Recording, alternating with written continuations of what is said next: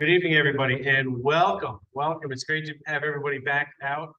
You know, it comes and it goes as to how often we can get out in public together, and it's great to be here tonight.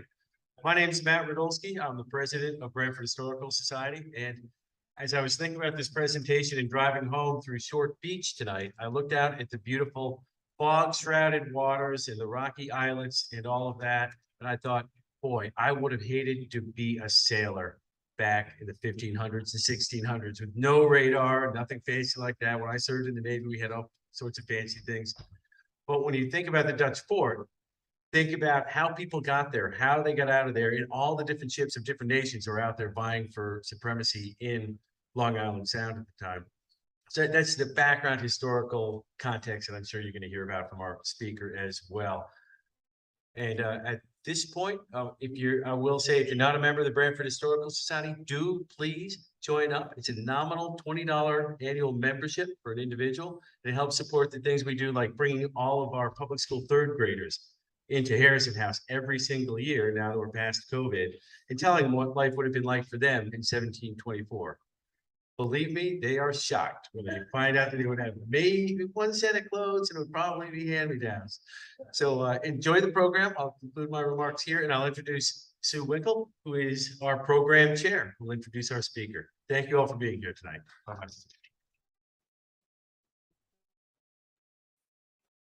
Hello, everyone. It's my great pleasure to introduce our speaker for tonight, Jim Powers, who will be talking about the discovery of the Dutch fort on Indian Neck. As a historian, an author, and an educator for 40 years, Jim has a passion for researching and sharing his knowledge of early American history and Native American life and culture. Jim helped establish and is the founding member of the Quinnipiac Donlin Museum at the Dudley Farm in Guilford, where he serves currently as a member of the board. His latest book, Shadow over Dawnland, is a historical novel that tells the story of the first 50 years of English Quinnipiac interaction through the eyes of a Quinnipiac shaman. In addition, Jim is also the author of several nonfiction books on topics associated with historical events and developments in Connecticut history. In other words, he's a really busy guy. Today, Jim will be talking to us about his participation in an archaeological dig right here in Branford. Please join me in welcoming Jim Powers.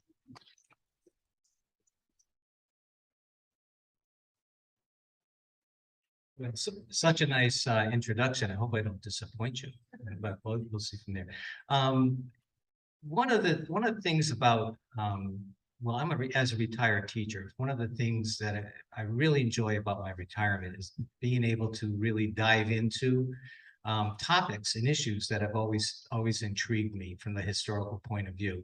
The Dutch fort is one that is really kind of special, and because what our discovery of the Dutch fort really sort of overturned centuries of the concept of what was actually going on here in Connecticut in regard to not just the Dutch and the English, but also how it impacted the indigenous community here, not just here in Totucket and the Quinnipiac people, but throughout the region. And so I'm really happy to be able to come here and sort of tell the story of how we found the Dutch fort and what types of things actually proved, at least to us, that it was an early Dutch fort. So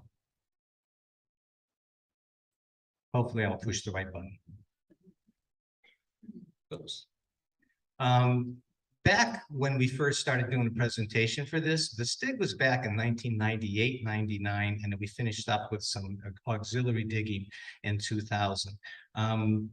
It was really important for us to point out that, yes, this was a dig sponsored by Wesleyan University, the graduate program there at the time, but it was also a dig sponsored by the Branford Historical Society, and the entire community got involved, which was really an incredible thing. My experience with most archaeological digs is we kind of do them on the side without really much public interest, and this is one that seemed to really captivate the public here in in Branford. As a matter of fact, I remember sometimes I had to stop working on the dig to actually be a PR person, sort of explaining to people who wandered in. And one of the nice things about it is it took place on two properties. One was the Owenigo Inn property, and the other one was a private home right next door, at that time owned by Chet and Angelica Bentley. And they were so incredible about letting just people walk up their driveway and get involved, and it was really sort of a special dig from that point of view. But really, what I want to also talk about is this. When I first started teaching in Guilford back in the Stone Age, I would very often hear rumors about Branford.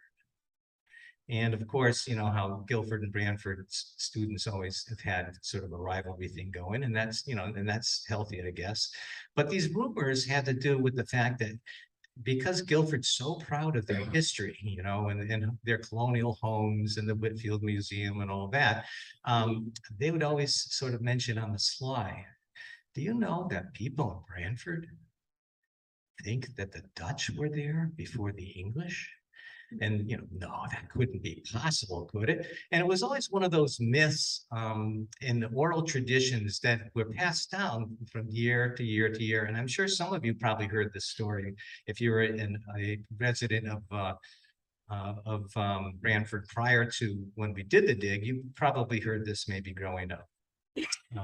But one of the things about world history, the older I get as a historian and as an archaeologist, the older I get, I realize that you can't dismiss oral history necessarily. It can be embellished and be 90% incorrect. It could be even 95% incorrect. But for the most part, if it has legs, if it has a lasting sort of story to it, there's got to be something to it. And I'll use as an example this. I'm not sure if you folks know what that picture is behind me here.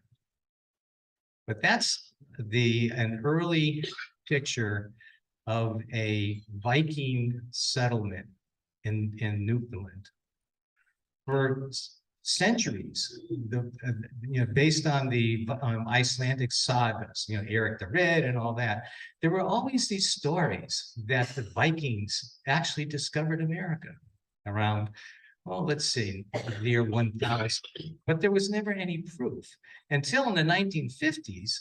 Archaeologically, proof was found, and it's in my French is horrible, whatever it is, but it's in northwestern Newfoundland, and that sent the history of North America topsy-turvy, because we all know it was Christopher Columbus, right, who discovered America. But yet here's proof that the Vikings were in fact in Newfoundland, which is in the Canadian Maritimes. I'll show you a map in a second, around the year 1000. We also know that they lived in Greenland from around the year Eric the Red discovered Greenland in 982 AD, and they didn't leave or disappear from Greenland until 1350. So they were in Greenland for all those years, certainly probably sailing back and forth to Newfoundland and Labrador because of the issue associated with one thing that they required that they didn't have in Greenland. Does anybody want to guess? Wood. You know, and they built wooden sailing ships, so they needed to have a source of wood, and so they probably moved back and forth. I've since learned that within the last 5 years, 2 more sites have been found in Newfoundland. In the southern part of Newfoundland, one is actually an iron furnace that they believe that the Vikings actually had there. So the more people look into these stories, the more and do their research, and archaeology helps along, certainly, the more you're starting to get an idea as to what happened. Now, that gets us to this lovely picture. I love this thing. This is a Viking coin. You want to know where it was found? Anybody want to guess Branford? No, not Branford. It was actually found in the Kennebec River in Maine. So, and of course, there's always been stories along the shoreline here that the Vikings came down along the Connecticut shore and blah, blah, blah. And any of you familiar with the quarries over at, the Stony Creek area and that section of Guilford over there too, there's always a story that the Vikings did a lot of the carvings in the stones and things, but who knows? But we do know that the Vikings, not just Eric the Red, but there were other Vikings who kind of traveled back and forth. And this is just sort of a map that we put together back in 1998, 99, just to kind of shows, they were moving back and forth. And then one of the things that's kind of fun about it, trying to get my zapper here, is like, here we are down here. It's not too fanciful an idea to think that maybe they might have come here. But anyway. What were the Vikings doing here? Well, amongst other things, they were probably off Newfoundland fishing, if anything. But we now know historically, we can kind of put the Vikings to the side for a minute and talk about historically is probably as early as the late 1300s. Fishermen, Basque fishermen from that, and Galician fishermen from northern Spain, and Breton fishermen from Brittany and France. We now know that they were coming off the what's now the Grand Banks, all through here, and they were fishing. And like any good fisherman, they always go home and tell where they're getting their catches, right? And what were they looking for? Well, they were looking for cod. That lovely little fish that really transformed Europe during this time period, starting in the 1300s. Cod, when the first explorers came off the shores of our part of North America, the English actually talked about the fact that you could get out of your ship. And when the cod were migrating, you could actually walk across the water on top of the cod. There were so many. Okay. Now, if you go to the store to buy cod, whoops. Okay, you know what that's like. But they were coming here to fish cod. Now, by here I mean off the coast of northeastern North America.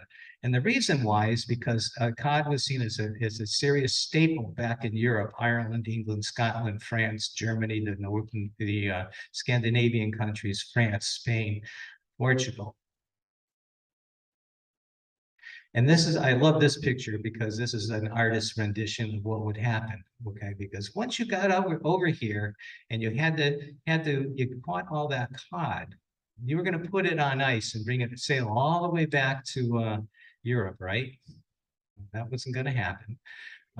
You had to come up with a way of preserving the cod, and there were two basic ways that they would do it. One was they would land on shore, and they would smoke the cod, which was a standard way of drying the cod out and preserving it.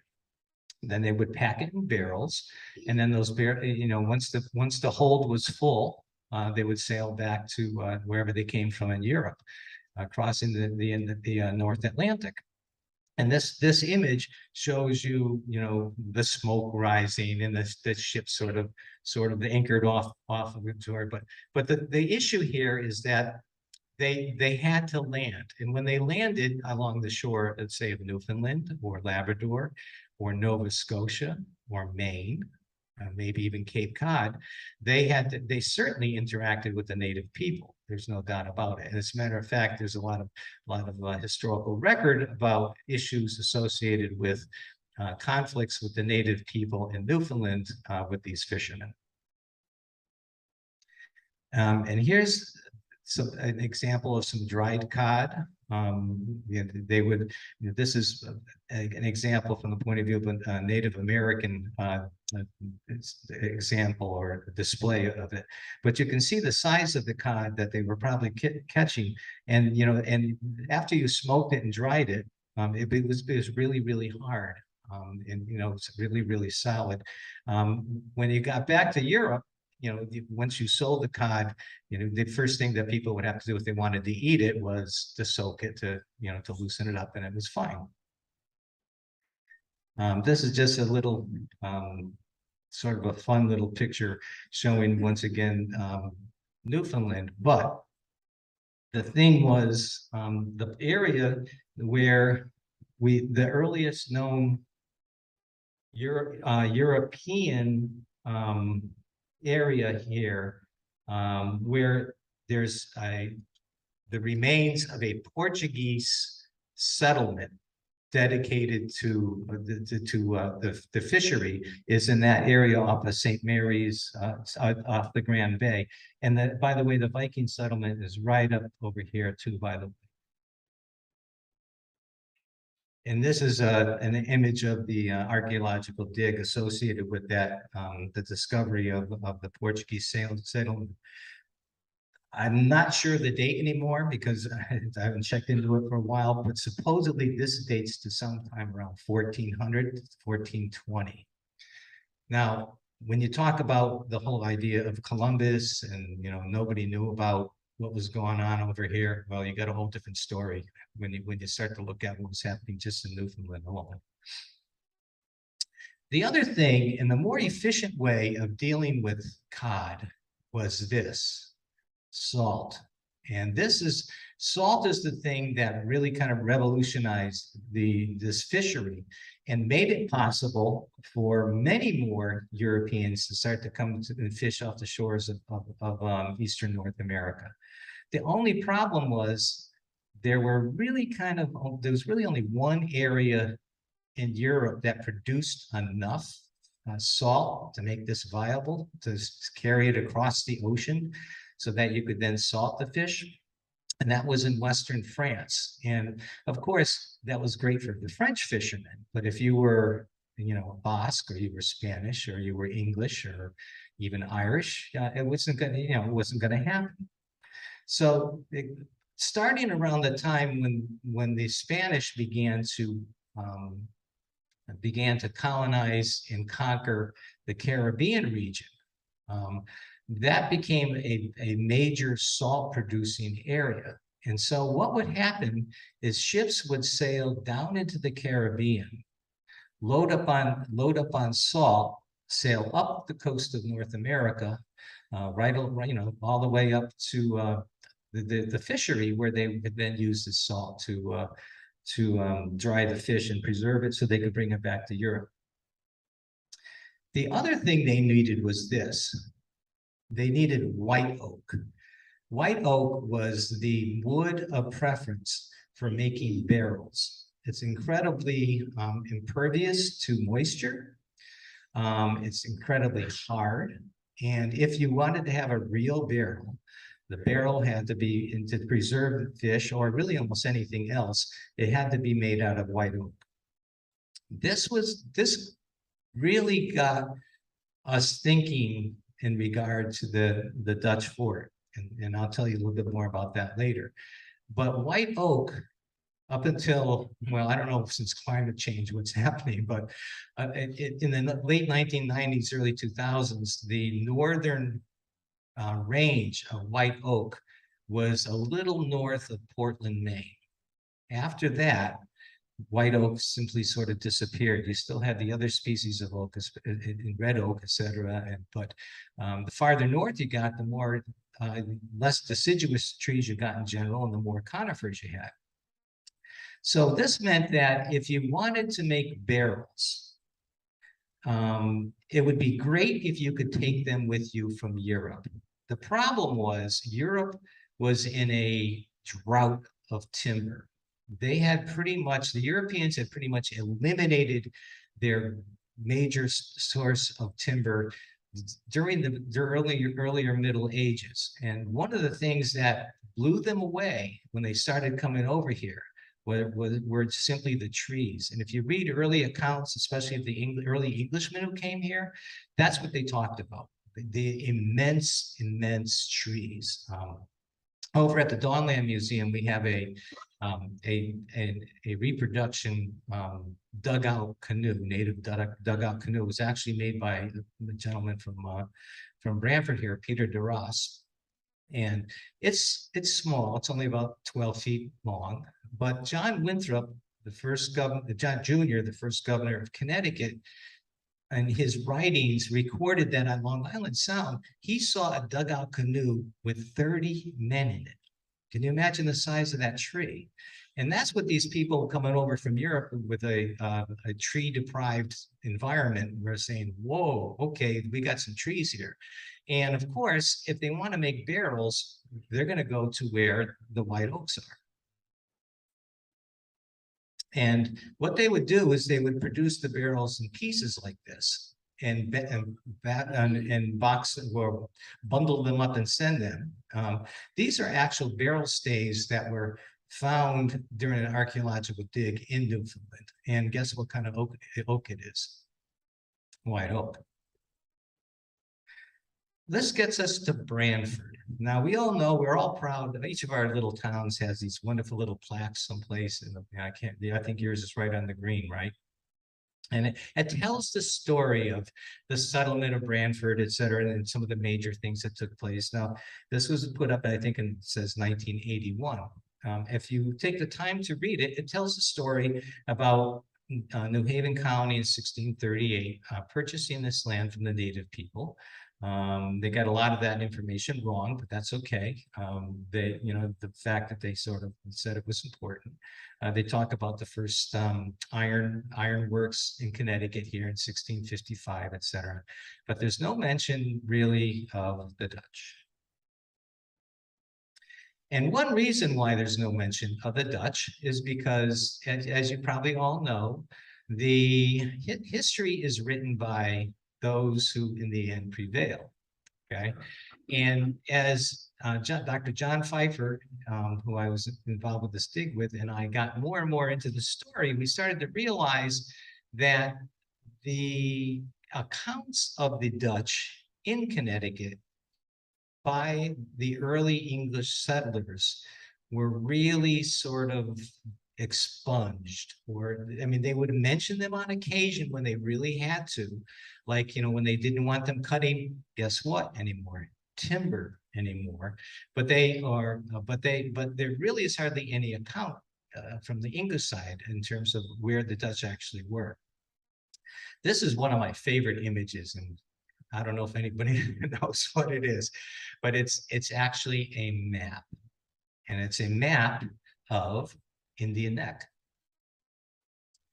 It was produced by Yale's president in the mid to late 1700s, Ezra Stiles. Ezra Stiles was a compulsive journaler. He was also president of Yale in New Haven, but he was also a minister of a church in Newport. And he would constantly travel back and forth, obviously, along the coast and sometimes inland. And as he went, he wrote down all sorts of things. He identified different things going on in each town. He drew maps. He drew images of all sorts of things. He wrote down gossip. He wrote down things that were going on religiously. He talked about how many slaves were in the community. He also was fascinated with the Native Americans, and he tried to document as much as he could about the Native Americans. Now, this is later, like the mid to late 18th century, a lot of the Native Americans in this area were already leaving. They couldn't survive in their traditional way of life and were migrating elsewhere. But he was really careful to note all these things down. Well, when he got to Branford, and he decided he was going to draw a map like he always did. This is a map of Indian Neck. And I'm sorry, because it's not a very good image, but I like to show you the original first. In this corner right here, where the neck is the narrowest, he has a little X. And then next to it, he says, Dutch Fort. And this is one that we recreated. You can tell we were doing high tech at the time. We recreated this map to sort of show and interpret what he was actually saying. Here, once again, is the Dutch fort. The Ministry of Indian Lands say 400 acres. I'm sure you folks know that there was a native village here called Totucket on Indian Neck. And it was the last of the 4 villages, Quinnipiac villages, to actually disappear once the English got here. They began selling off pieces of their land to the Branford settlers in the early 1700s.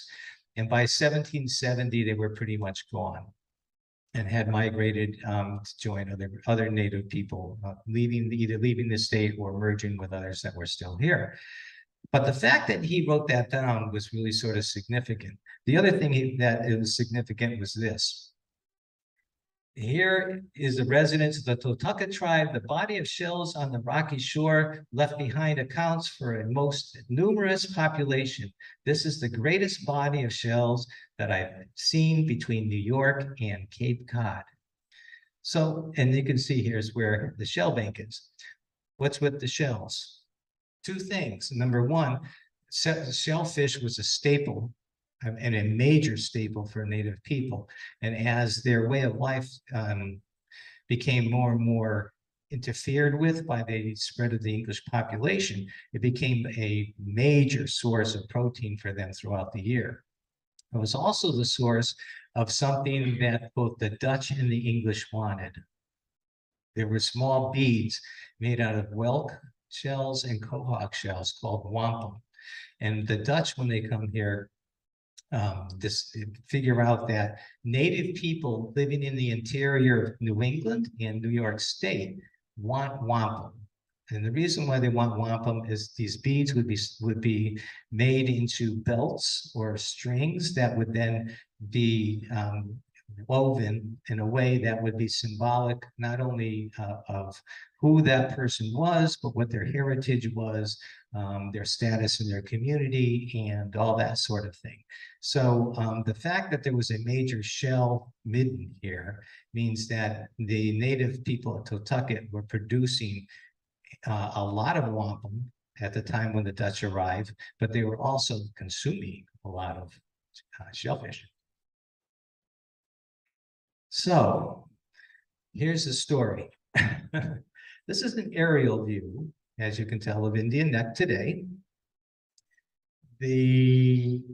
Right here is where, that's the Owenigo Inn, right there. And then this is the Bentley House at the time.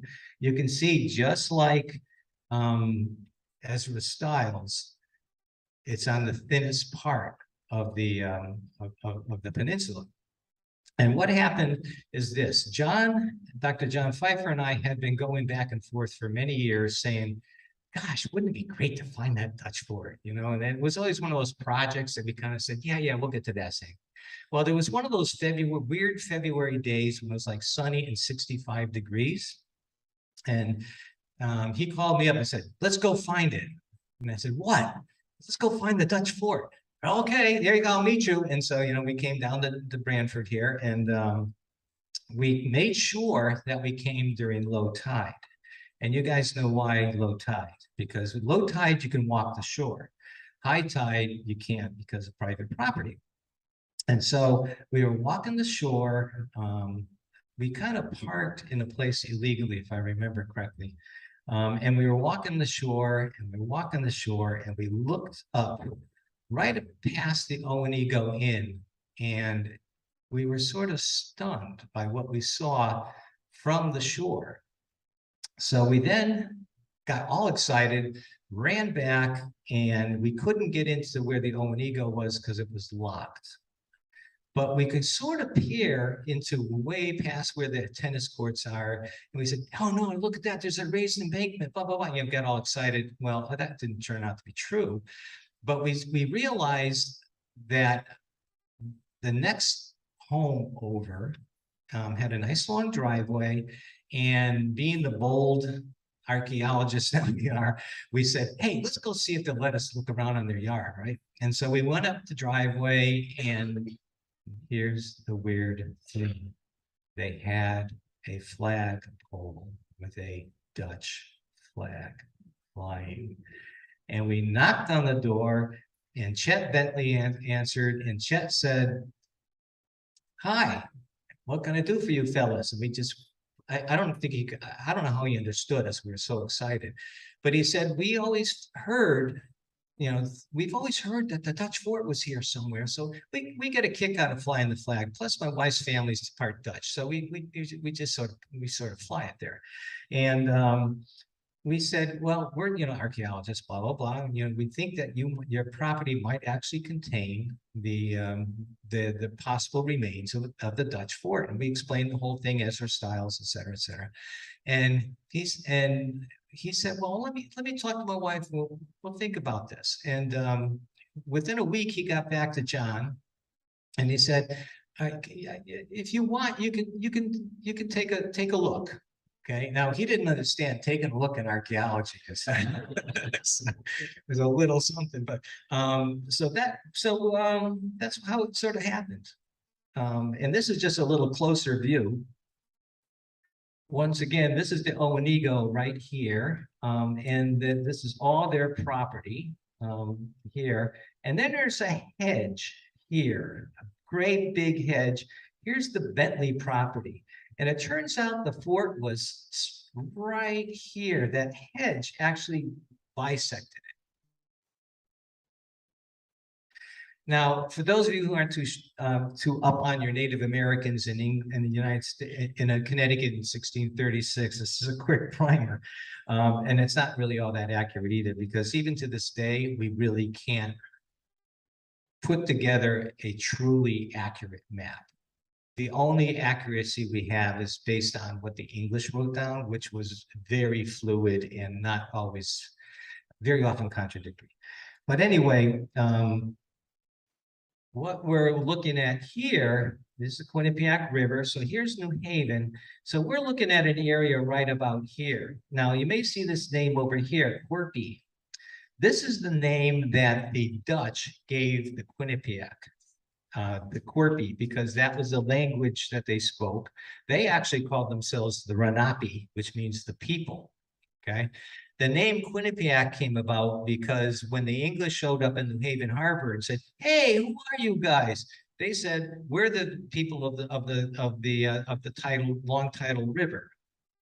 And in their language, basically, the English heard Quinnipiac. So that name sort of stuck. And that's how the name Quinnipiac got to be for these people.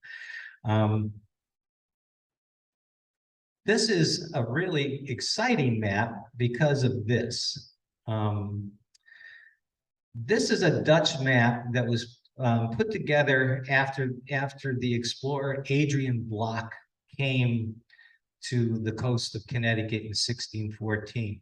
Now, those of you who paid attention to history back when, you know that Henry Hudson was here in what year?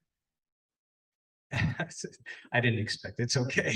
My students wouldn't answer that anyway either. 1609, Henry Hudson was here. Okay, and he of course explored the Hudson River.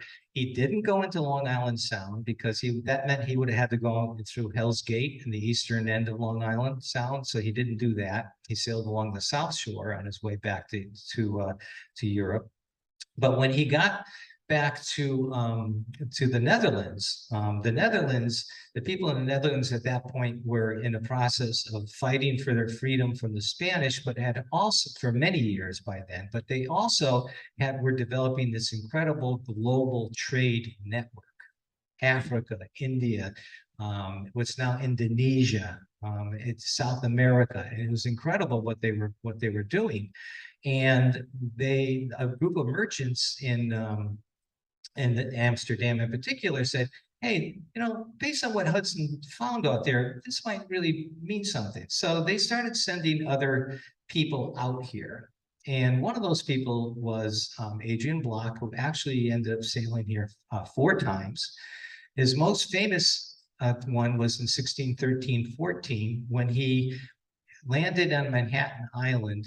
Half his crew mutinied and burned his ship and got on another ship that was also in the area, Dutch ship, and sailed away. He was marooned on Manhattan Island for half his crew for that entire winter. And what they did is they built a ship called the Onrust.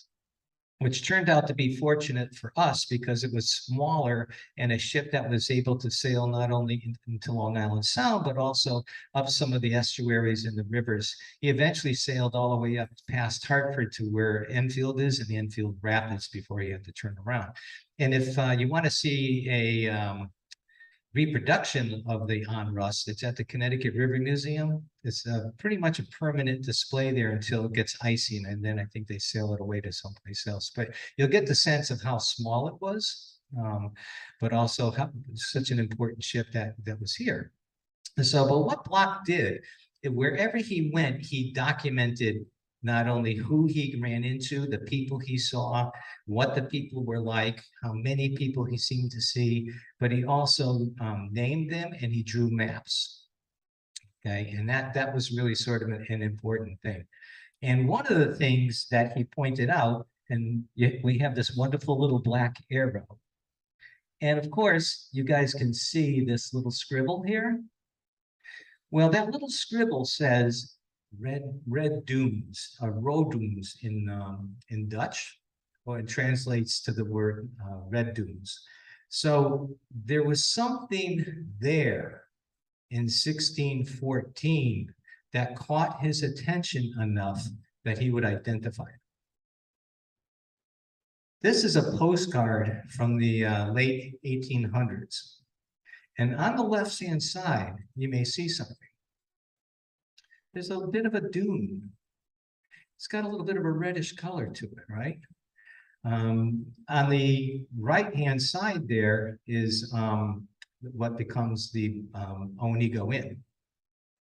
Okay, and so we, when we saw this, we said, hey, this is really sort of interesting, because one of the things I didn't tell you about when we were walking along the shore and looked up and saw where we thought the Dutch fort might be, is in front of the Bentley house is a 30-foot drop. It's a 30-foot red dune, which is really kind of cool.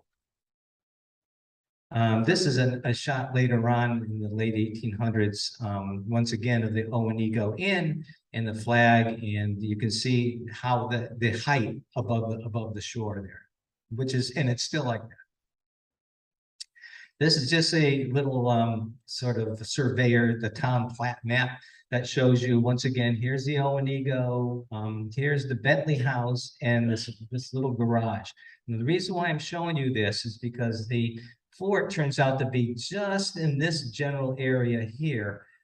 This is an old cistern that sort of wrecked part of what we found to be the fort, but this little garage sort of plays important, and it comes with some of the pictures I'll show you. So we said to the Bentleys, okay, what we're going to do is called test pitting, right? And in the archaeology, when you test pit, what you do is you put these small 2-foot by 2-foot test pits in the ground about every 3 meters or 5 or 6 feet away from each other, in a line, just to sort of see if you hit anything, right? Well, it turns out the very first test pit we put in, we hit something. We had no idea what it was, but you can see we started opening up the pit. That's that garage that I was pointing out. And we started opening that area up because we said, hey, there's something here, and we just don't know what it is. We also were test pitting, as you see, farther up towards the shore, and we'll get to that in a minute.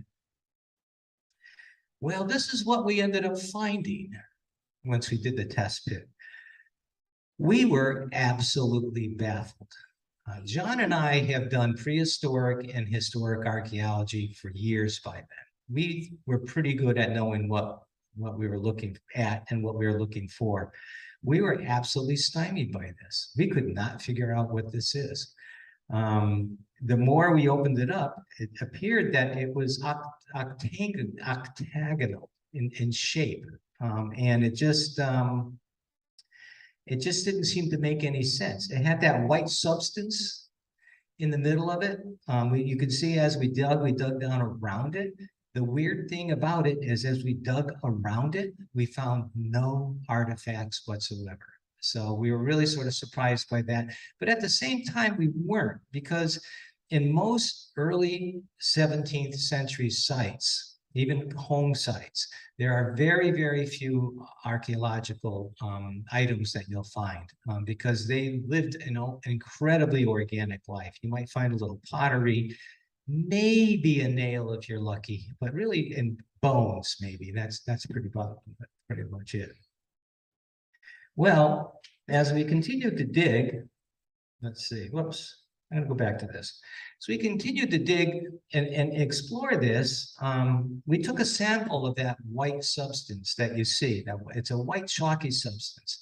And we had it tested in a lab down in Philadelphia to see exactly what it was. And we were shocked when we found out. What it was is it's called daub. It's a mixture of clay, some sort of fiber. Sometimes it's animal hair, sometimes it's pieces of plant matter, shell, ground shell, sand, and it creates like almost like a concrete, a plaster, right?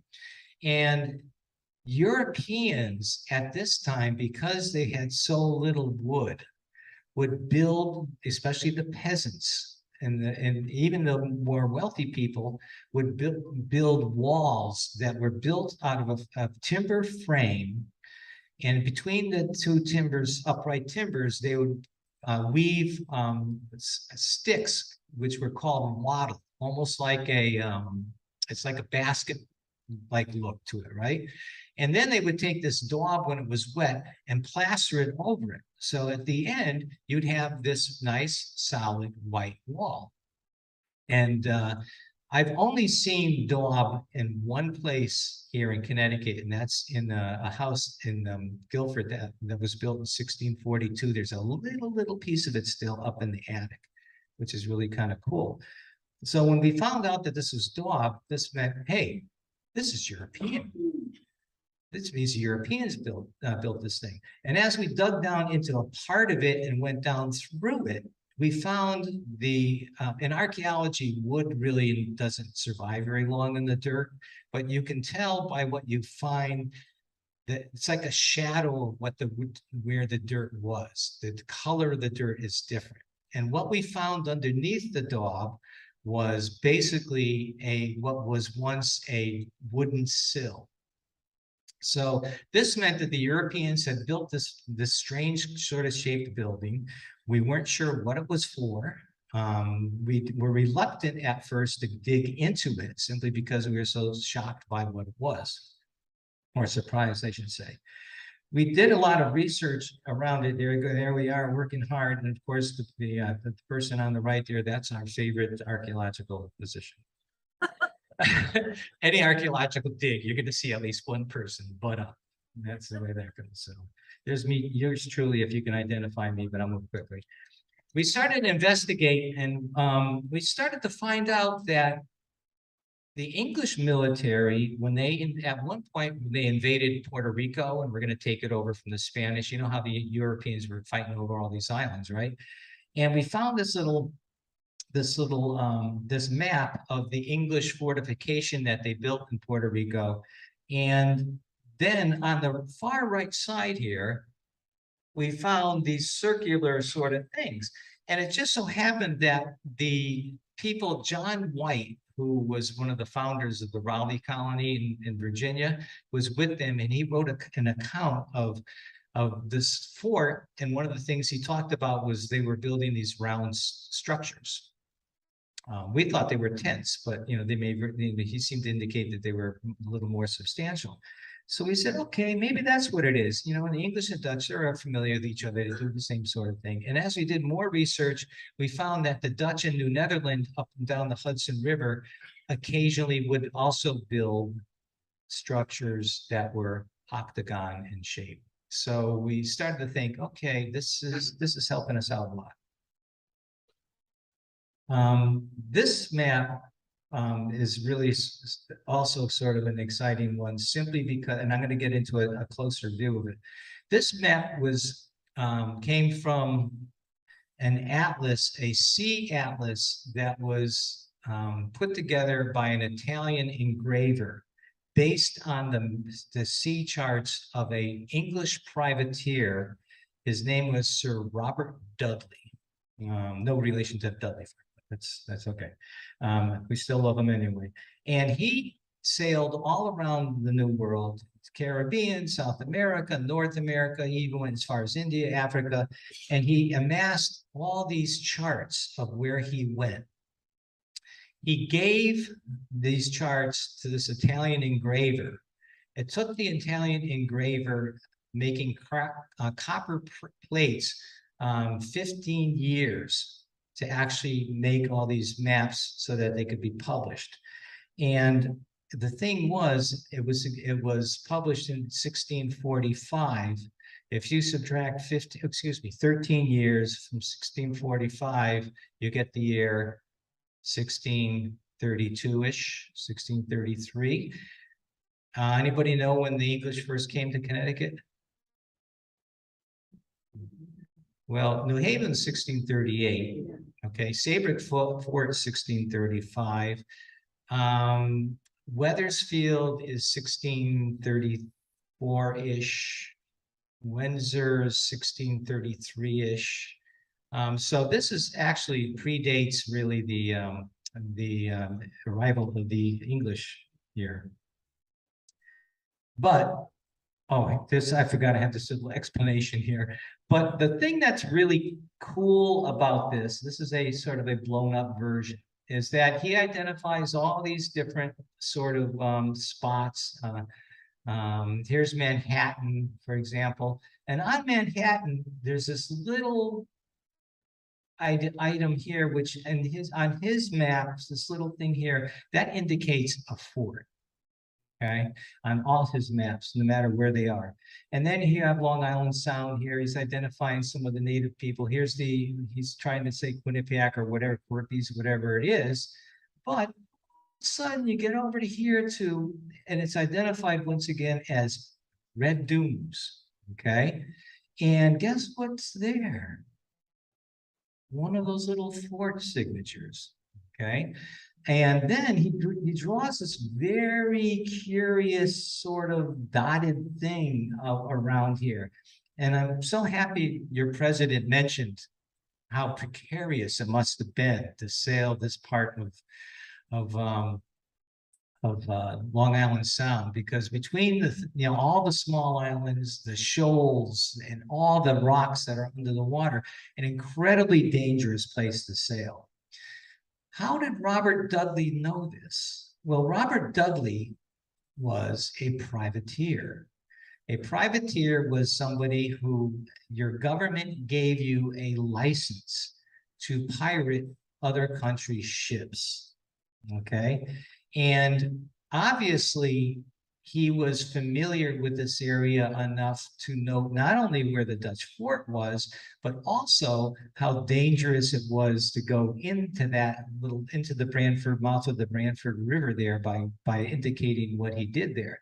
And so it makes it really sort of interesting to realize that for the most part, the Dutch and the English got along. And you guys all know the story. The Plymouth people went to Holland, blah blah blah blah blah, et cetera, et cetera. They were fellow Protestant Christians taking on all the rest of Catholic Europe for the most part. And so they were, though they were very often at odds, they were also very much brothers in efforts when it came to this. So when we saw this map, we said, oh my gosh, this really puts us in a really interesting time period. This is definitely pre-1633. And we started pulling out artifacts. Now, eventually we blew into that white daub thing simply because we knew we had to. So we closed our eyes, took a shovel and found a spot and started to dig. And we started to find artifacts, not a lot, but artifacts. One of the first ones we found was a copper button. And we were interested in this copper button because it was had no decoration on it. It was very plain, very simple. The kind of button that like a regular old seaman would have had, or maybe a soldier. And you can see the size of it compared to a penny. Then we found this. This is a piece of pottery. And from the historic archaeology point of view, neither John or I had ever seen anything like it. The design was really, really different. The substance, the material that it was made of was a little different. It wasn't your common type of pottery that Europeans were using that came out of England, Holland, or the Netherlands and Germany. And so we said, okay, this is kind of strange, especially the markings. And the second year digging, guess what? We found more, which was really sort of interesting. We said, okay, this is getting to be something that we're not used to seeing. And some of the pieces actually fit together. So John, during the winter when we weren't digging, started to contact different experts on early pottery in Americas. And both experts agreed that this was not European, other than it may have come from southern Spain, based on the material that, when they looked under the microscope of the actual pottery itself, there were chips of silica and stuff that was common to southern Spain. The design was completely and totally Arabic. And one of the things that we soon realized in terms of a lot of our research is that the Dutch by then had, as I said earlier, had created this global trade network. And they were not only trading with people in the Middle East, they were trading with people all around the world. And one of the experts in particular, who since passed away, had done analysis of pottery at the Dutch fort outside of Albany. And she found examples of pottery that came from an excess of 30 different countries. So, that helped us sort of say, okay, maybe we do have some Spanish Arabic pottery here, which is kind of cool. We also found this, and we weren't really sure what it was until we started to do a little more research. We ran it by, people who were experts in the type of weaponry they would have had in those days. And it turns out it was a fragment of one of these, a pike. A pike was a standard military weapon, not only for foot soldiers, because this is back in the day when they had those big blunderbuss sort of muskets that took 20 hours to load, and it shot at once, and then it was too heavy to hold up. You had to have a special tripod thing to hold it up, et cetera, et cetera. So most soldiers would rather have this. And also on ships, this was a standard weapon. We also found, these are just some examples of shell now and beads. Now the shells on the left-hand side are bead shells that were being worked to become wampum beads, but were never finished.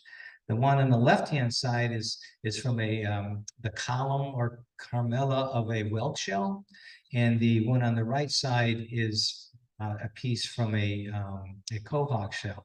Now, one of the things I want to make sure you understand is that when the Europeans first came here,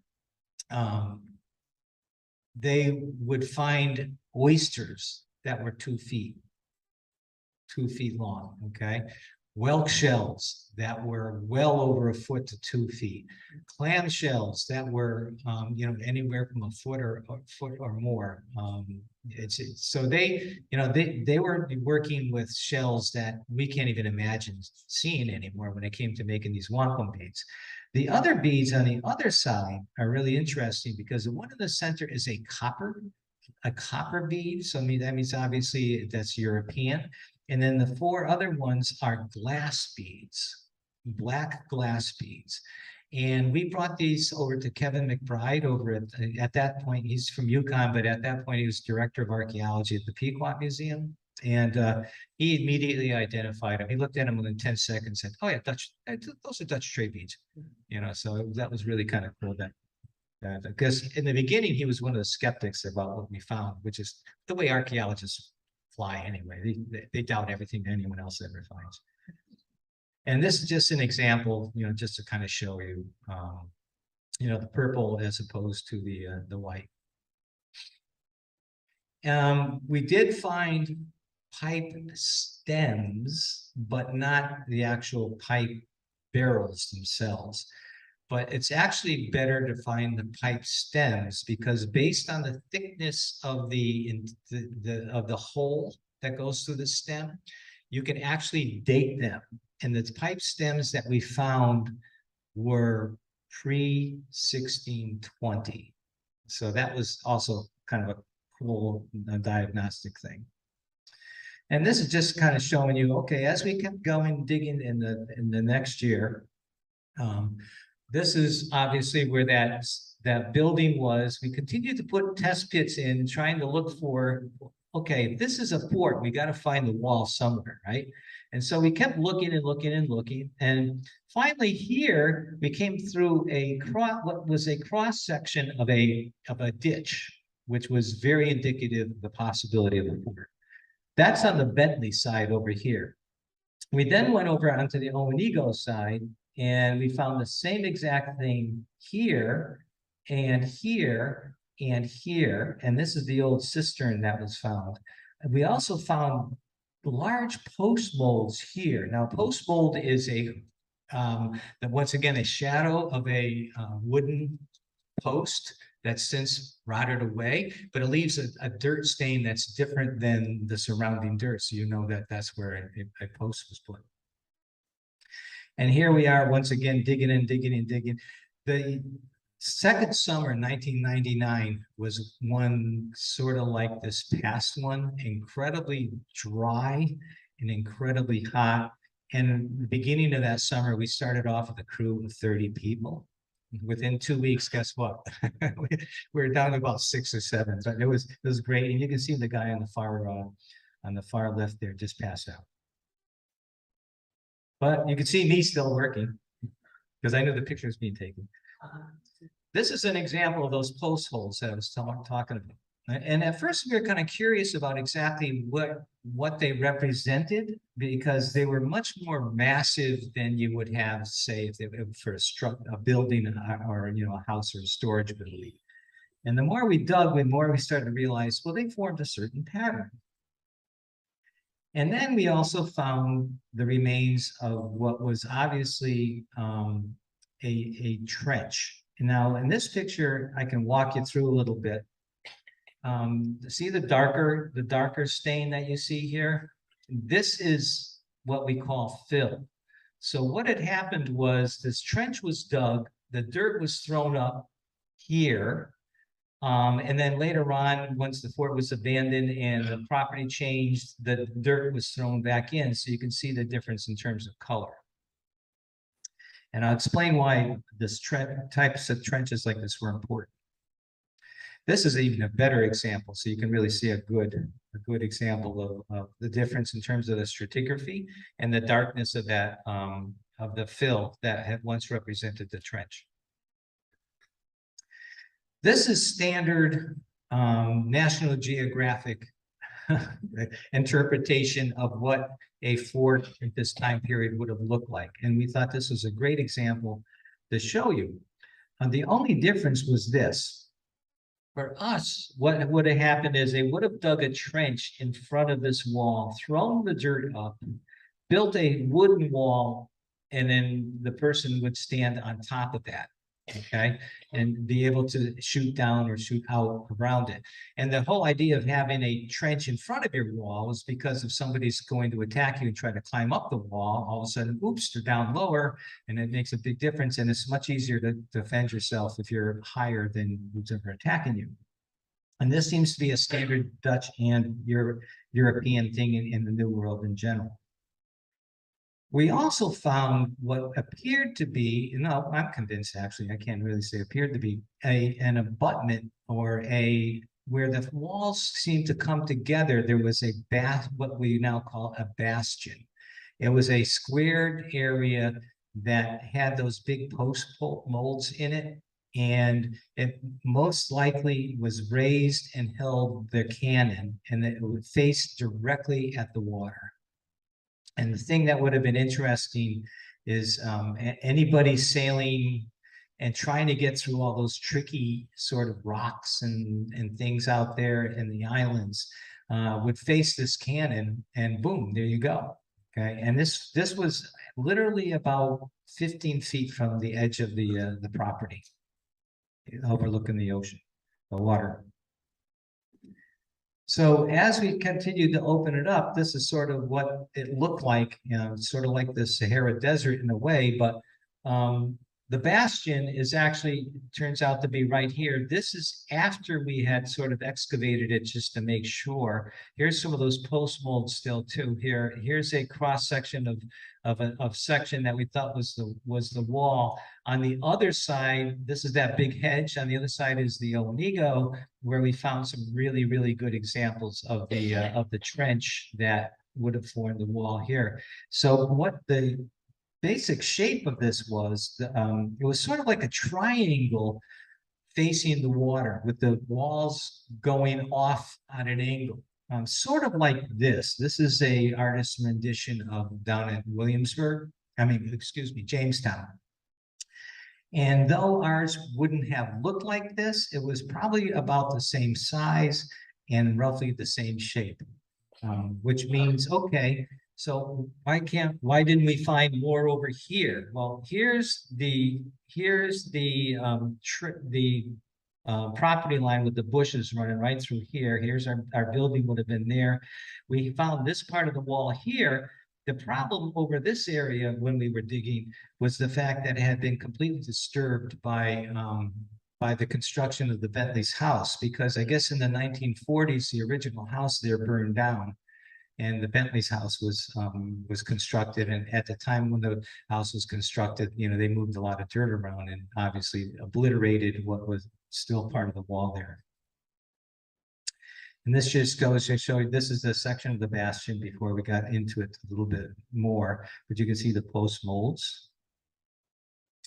We found, I think, 4 or 5 examples of these pieces of stone. Now, most people say, hey, that's just stone. Yep, you're right, just stone, but it's a special stone. It's European gun flint, because they would have had to have used these gun flints, because their guns at that time had to hit flint. They had a steel trigger that went down and hit flint that made a spark that lit the gunpowder, right?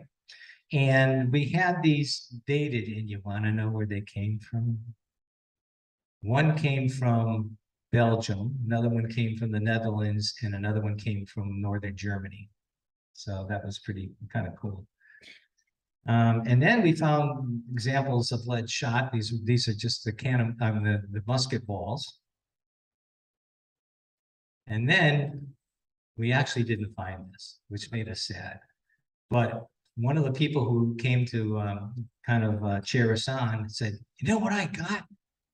Found in my yard, put it in my garden. And we said, what? I got a cannonball. We said, you've got a cannonball? He said, oh yeah, I got a cannonball. Well, he lived about 300 feet away from the fort. And he brought it over and said, hey, you want it? And there it is. So there's, and then we checked it, you know, in terms of the size and stuff. This is standard naval warfare cannonball stuff from that time period. It's solid metal, solid iron, and it's very heavy. So here's our still working theory. What were they doing in Branford, the Dutch? Well, we know they may have come here to trade for beavers, furs, and otter furs, which really takes off after the 1620s. But we didn't see a lot of evidence of that. We're 90% convinced that they were there for 2 reasons. Number one, to cut and process timber, not only for the fisheries up in off in Newfoundland, but also to send timbers back to the Netherlands, which was very timber poor. We since have found record that across the Branford River, where the Mill River comes in to the Branford River, was a site of an early English sawmill. So in 2000, we went there and we tried to dig, and we got down to 7 feet, and it was constantly flooded and we couldn't go any farther. But we were pretty sure that that was the site of probably that early Dutch mill. We found, colonial type debris. We found lots and lots of sawdust, et cetera, et cetera. But meanwhile, doing research, we found that when the English came to New Haven Harbor in 1638 and then negotiated with the Totucket to sort of take over them, those settlers didn't actually come here until 1644. There were already 3 Europeans living here. They were all Englishmen. They had been resident here for a very long time. The leader was a man by the name of Milner. His ancestry was, he did come from England, but he came from a section of England that had been populated by a lot of Dutch people around Ipswich. And so our working theory was that Milner was here working for the Dutch in the timbering operation. The English in New Haven, the Puritans, when they got here, hated this guy. There's constant court records of them pulling him into court, saying, "You're causing trouble. You're doing this. You're doing that. Why are you drinking rum?" I mean, it just goes on and on and on. And then finally, in the late 1650s, they buy him out. He claims he has the right to stay there because he had traded and bought land, which is still to this day Milner's Point, from the native people. And he said, "This is my property. You can't expel me just because you decided it was yours." And they finally ended up buying him out when he was quite an older guy. But it's really fun to look at the New Haven Colony records and realize this guy was a real thorn in the butt for the people who settled here. I kind of get a kick out of him. And so that's our working theory here. I think the other issue is this. Starting in the early 1620s, the Dutch turned their efforts to really big time to fur trade, okay? Because men's hats made out of beaver fur was like all the rage in Europe. And you guys, you know how you have to have your hat, right? So they went into it wholeheartedly. They worked out a deal with the Pequots, where the Pequots would dominate all the other native people in return for guaranteeing them a supply of wampum. And in return, the Dutch would trade with the Pequots the European goods, and then the European Pequots would distribute them to the other native people. So that's happening starting in 1622. Because of that, and because of the paucity of any sort of indication about fur trade or whatever, because after 1622, the Dutch are pretty good about recording where they are, not only elsewhere, but in Connecticut here. And so we think that leads to the idea that this Dutch fort was actually pre-22. We had a gentleman, actually a scholar from the Netherlands, do research for us. His name was Job Jacobs. And he researched for 2 years. He couldn't actually find any documentation about this site. However, he said, based on the evidence, he's very comfortable with saying that this is probably sometime around 1611 to maybe 1620. We also know that there was an early Dutch company called the Greenland Company that was trading with the Native Americans here in the late 1590s. So it could even date back to the time period of the Greenland Company that was here in the 1590s. It would be great. We have a lot of people who've been working on the Dutch stuff now, not in Connecticut as much, but in New York. And it'd be great if we sometimes come up with some documentation that says, "Oh yeah, there was a Dutch fort in Branford." But so far, we haven't got the documentation. But the thing is, we got the goods. And that's the thing that's so cool about it. So I want to congratulate you guys for the fact that your home is the first place where Europeans actually lived among the native people here, at least as far as we know at this point.